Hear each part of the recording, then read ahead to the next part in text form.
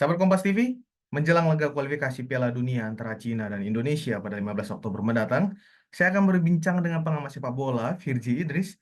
Ia akan membahas persiapan timnas Indonesia dan apa yang diharapkan dari pertandingan penting ini. Simak penjelasannya.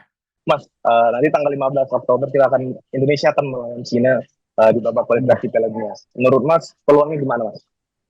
Ya, peluang sih tadi udah bilang pasti ada, bahkan bisa dibilang cukup besar. Walaupun apakah sebesar harapan orang-orang terhadap Garuda kita nggak tahu. Tapi di atas kertas kita akan menemui tim yang tengah menjalani rentetan 4 kekalahan beruntun nih, termasuk di ronde 2 putaran kualifikasi. Jadi ini adalah rentetan terburuk mereka sepanjang partisipasi di kualifikasi Piala Dunia. Tentu moral mereka nggak lagi baik ya. Terus mereka juga nggak diperkuat. Kapten mereka ya Wule ya, pencetak gol terbanyak di timnas dengan 36 gol. Top skor di liga domestik mereka juga, hingga hari kemarin sih kabarnya dia belum siap untuk laga menghadapi Indonesia, walaupun kita nanti nggak tahu apakah dia bisa diturunkan apa enggak. Tapi kalau dia nggak main tentu akan jadi boost besar juga buat buat kita. Nah, China ini kan tim yang apa ya, yang banyak mengalami kemunduran yang rada-rada menyakitkan lah.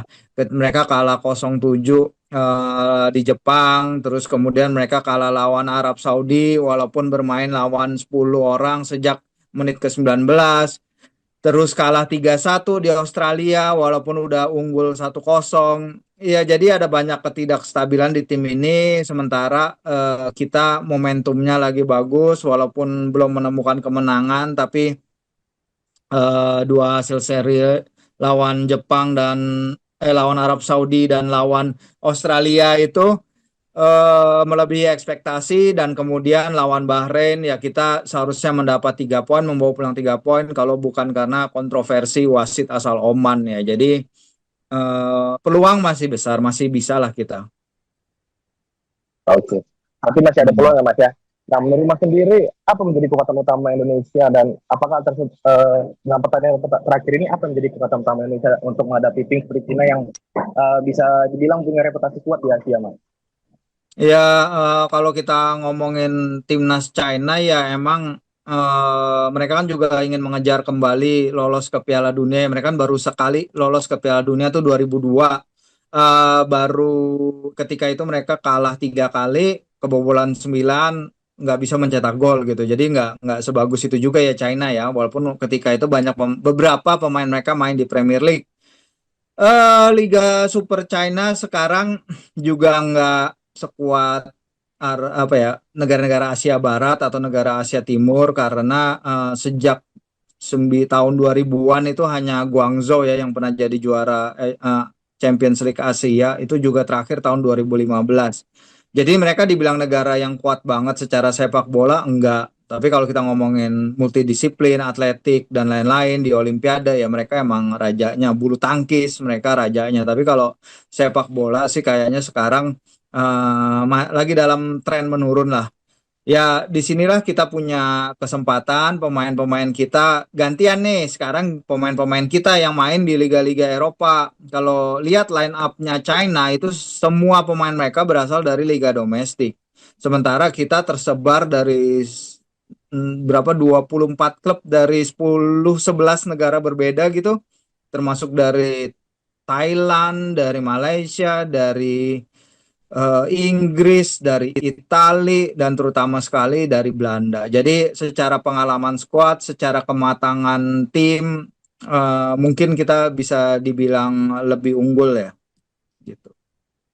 Apakah ada pemain Indonesia yang menurut Mas sendiri menjadi faktor penentu atau game changer lah dalam laga penting ini? Yang pasti sih kekuatan kita di lini belakang yang akan jadi yang membedakan ya, apakah kita akan kalah atau menang. Bang Jai pasti masih akan jadi andalan, akan jadi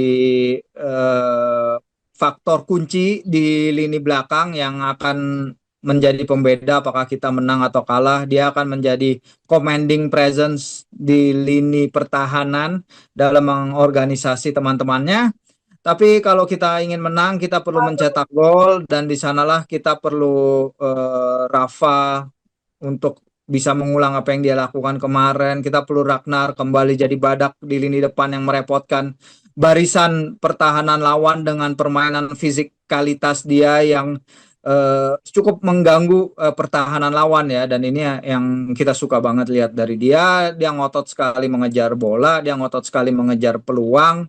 Jadi pemain-pemain penting di semua lini sih sebenarnya. Kita kalau tadi kita ada bicara lini tengah, habis itu kita bicara lini belakang dan lini depan. Nah, ini belum membicarakan Martin Paes yang seharusnya tidak sesibuk ketika menghadapi tiga laga pertama di mana gawang Indonesia itu menerima 61 tembakan dari tiga laga pertama itu. Jadi ya semua lini sih sebenarnya nggak ada satu dua pemain aja yang harus main bagus, semuanya harus performanya meningkat berbarengan.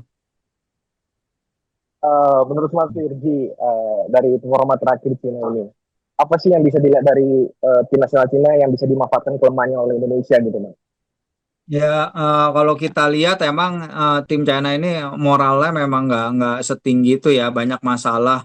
Pertama mereka ada beberapa pemain mereka yang cedera ya, terutama si Wu itu tadi yang udah kita bahas, itu kehadiran besar di tim mereka. Kedua ini adalah tim yang juga masih muda ya, banyak pemain kalau saya lihat capsnya itu emang nggak sebanyak itu pemain-pemain yang ada ya kita masih lihat beberapa pemain yang berusia 30, 29 tapi banyak pemain yang capsnya di bawah 10 di bawah 5 bahkan ada beberapa debutan di tim ini yang belum pernah main di level internasional.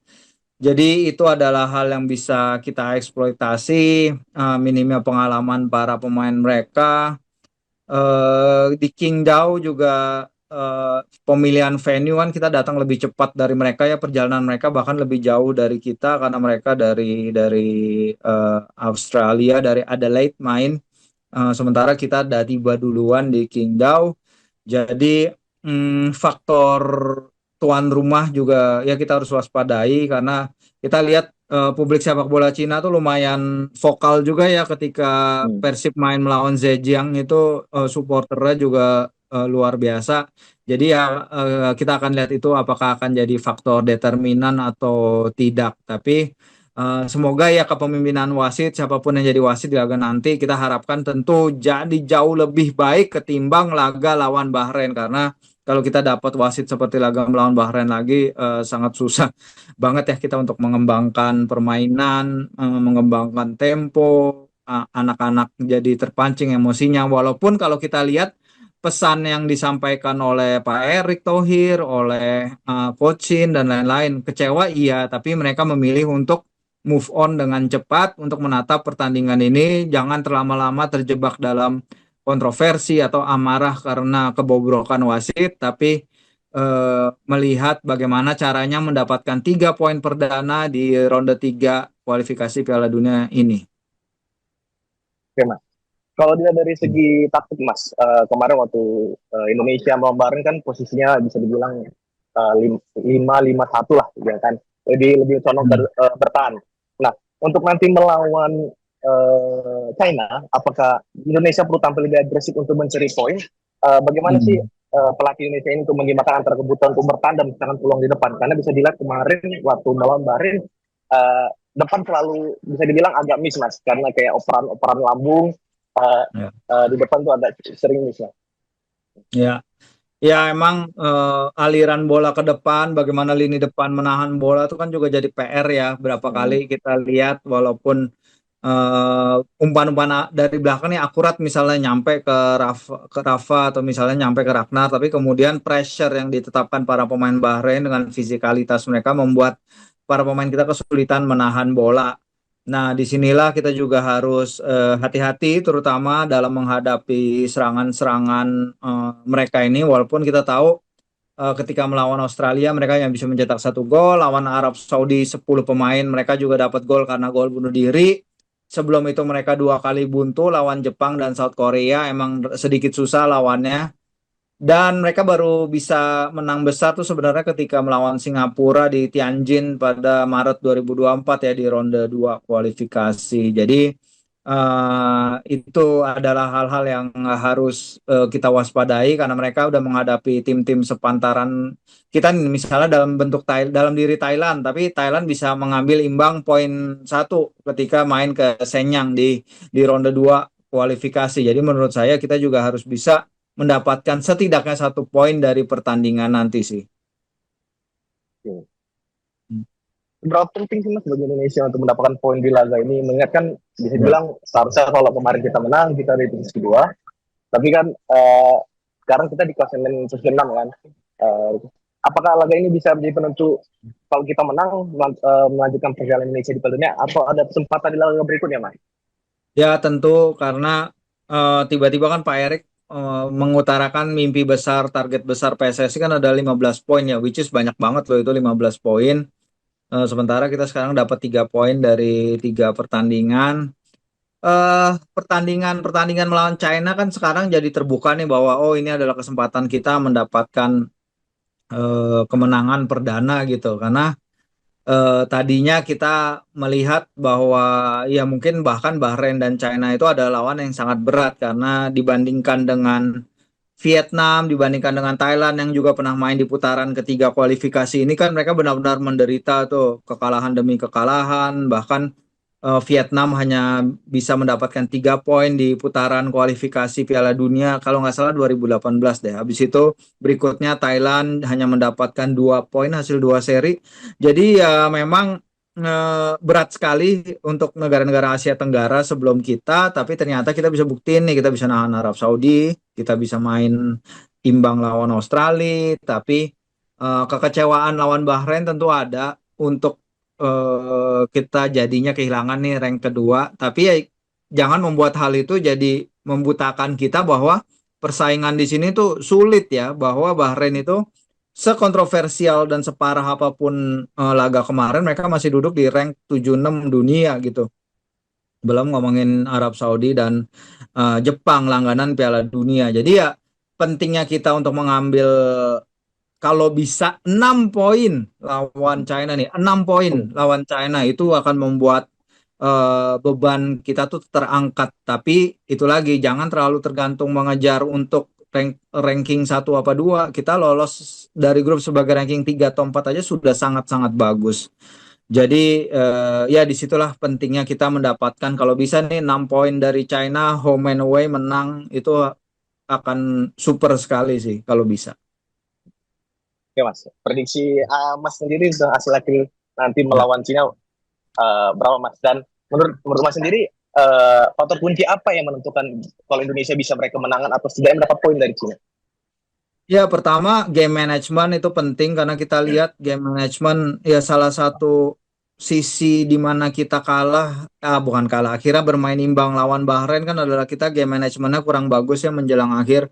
Ya ada yang bilang karena wasit betul, tapi ada juga yang mengatakan bahwa oh ini kita belum bisa killing the game, kita belum bisa memanage waktu pertandingan dengan baik, kurang sisi-sisi lain di mana ya seharusnya kita mungkin mengulur-ngulur waktu, di mana seharusnya kita buang-buang kesempatan untuk membuat lawan juga frustrasi seperti apa yang Bahrain lakukan ke kita. eh, Mungkin di sisi itu game management di saat pertandingan kita lagi leading atau misalnya kita perlu menjaga skor. Tapi kalau lihat prediksi sih ya sebenarnya seperti optimisme ketika menghadapi Bahrain, di mana ketika itu gue juga optimis sebenarnya bisa dapat poin dan bisa dapat 3 poin bahkan, dan kita lihat sebenarnya bisa sampai menit 90 plus 8 kalau bukan karena si wasit Oman itu. Sebenarnya ya kita bisa optimis karena kita lihat sendiri penampilan timnas kita yang begitu meningkat day by day-nya, apalagi Miss Hilhers dan Eliano Reinders dengan bertambahnya waktu mereka bermain bagi timnas tentu proses adaptasi mereka akan bertambah, akan menjadi lebih baik karena nggak mudah untuk datang ke tim baru seperti ini. Mereka latihan mungkin hanya beberapa sesi latihan dalam beberapa minggu terakhir. Adaptasi mereka masih berjalan dan itu juga akan menentukan ya apakah ke depannya kita bisa memenuhi target 15 poin itu atau tetap lolos ke babak berikutnya sebagai salah satu dari tim peringkat 3 atau 4 gitu sih. Ini prediksi Mas berapa nih Mas skornya untuk hasil akhir? Aduh, ya mungkin kita bisa. Sebenarnya ya kalau menang dengan 2 gol sih bukan suatu hal yang aneh ya, nggak menutup kemungkinan itu kita menang dengan beda 2 gol karena ya Thailand kan bisa mencetak gol lawan mereka. Singapura ya oke kalah 4-1 ketika tandang ke China, tapi di Singapura mereka bisa mencetak 2 gol ke gawang China gitu. Singapura ini Singapura yang kita omongin. Jadi eh, membuka kemungkinan lah untuk kita bisa mencetak 1 atau 2 gol yang mungkin 3-1 atau mungkin atau kita 3-1, 2-0 atau enggak kalau menang 1-0 juga kita udah akan sangat senang gitu. Oke. Menurut Mas sendiri, nanti kan sudah dikonfirmasi bahwa nanti pada pertandingan melawan Cina yang memimpin wasitnya Timur Tengah lagi nih Mas. Gimana pendapat Ya. Mas? Ya, emang itu katanya wasit yang ini ya, yang mimpin laga Bahrain Australia yang Iya, benar. eh, memberi Australia kartu merah ya, dan juga Iya, akhirnya gol. Ya, ini emang adalah dinamika yang sangat menarik ya. Sebenarnya kalau kita ketemu China terus wasitnya dari Asia Barat sih nggak masalah ya. Tentu kan yang jadi pertanyaan kalau kita ketemu tim Asia Barat tiba-tiba wasitnya juga jadi Asia Barat gitu. Itu sama aja kan kalau Indonesia main lawan Jepang terus wasitnya dari Thailand atau wasitnya dari Vietnam gitu. Ya kan pasti akan ada kecurigaan lah. Ini gue juga udah mau minta gue udah minta klarifikasi dari AFC soal ini. Saya email ke dia, ke mereka, tapi sejauh ini belum ada jawaban gitu. Jadi ya hal-hal kayak gini menurutnya harus ada klarifikasi aja biar clear kenapa diperbolehkan gitu wasit Asia Barat mewasiti suatu negara Asia Barat. Nah kalau misalnya nanti wasit UAE dan nanti kita akan menghadapi tim China ya seharusnya nggak terlalu ada problem ya gitu sih. Oke Mas, penutup nih Mas. Hmm, Mungkin Mas ada yang mau disampaikan Mas untuk misalnya ke penggemar timnas, apa yang Mas mau sampaikan untuk nanti menjelang ya pertandingan? yang nggak ada yang spesifik tapi kan mungkin karena kita semua lagi dalam perasaan hati yang kacau balau ya setelah kemarin hasil laga kontra Bahrain. Tentu kita semua ingin agar timnas bangkit secepatnya ya kita kita beri dukungan semaksimal mungkin dari sosial media dan juga ada beberapa teman yang sudah berangkat ke sana memberikan dukungannya langsung. Kita tentu akan senang melihat apabila melihat timnas kita bisa berbicara banyak di round 3 ini. Di satu sisi juga ya kita harus realistis dan ini adalah tim yang lagi dalam pembentukan ya. Jadi ini bukan tim akhir karena datang terus kan pemain. Di Oktober ini ada Eliano sama si Miss. Nanti di November kabarnya Kevin Deck sudah bisa main. Jadi proses adaptasi terus-terusan ke timnas. Jadi ya kayak apa ya?